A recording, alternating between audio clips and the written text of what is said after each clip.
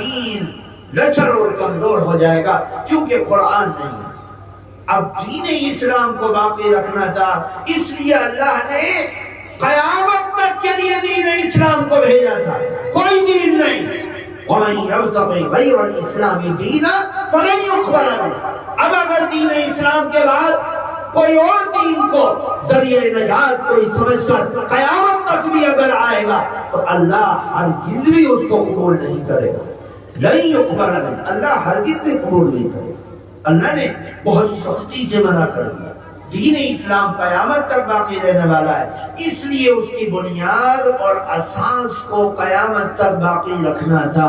نبی چلے گئے، ابو بکر چلے گئے، عمر اور عثمان چلے گئے، بڑے بڑے صحابہ چلے گئے، عشرہ مبشرہ چلے گئے، اور مہاجرین چلے گئے، غوث قطب و اغیان چلے گئے، بڑے بڑے مجاہد اور محدث اور مفسر امام بخاری جیسے سب چلے گئے۔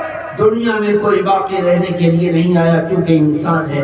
لیکن وہ کلام جو اللہ تعالی سے نسبت اور تعلق رکھتا ہے، جس کو ہم کہتے ہیں اللہ کا کلام، اللہ کی گفتگو، اللہ کی باتیں، وہ کلام ہمیشہ باقی رہنے والا ہے۔ سب ختم ہو جائے گا، سب چیزیں ختم ہو جائیں گی، سب مٹ جائیں گی، لیکن اللہ کا قرآن قیامت تک باقی رہے گا۔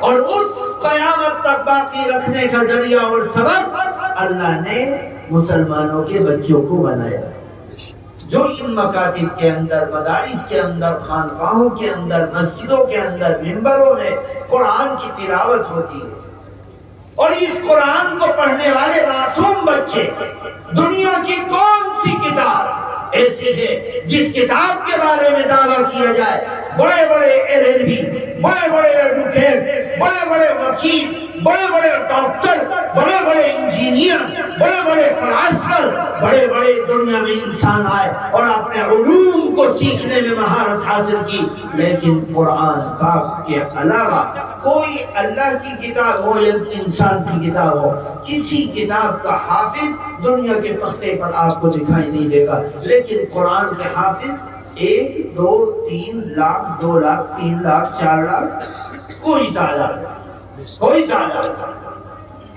اللہ کے قرآن کو پڑھنے والے، اس کو سینوں میں محفوظ رکھنے والے ہزاروں ہیں، لاکھوں ہیں، کروڑوں میں پہنچ گئے۔ مسلمان اپنے بچوں کو قرآن سے جوڑتا ہے اور محبت کے ساتھ ان کا تعلق اس قرآن سے رکھتا ہے۔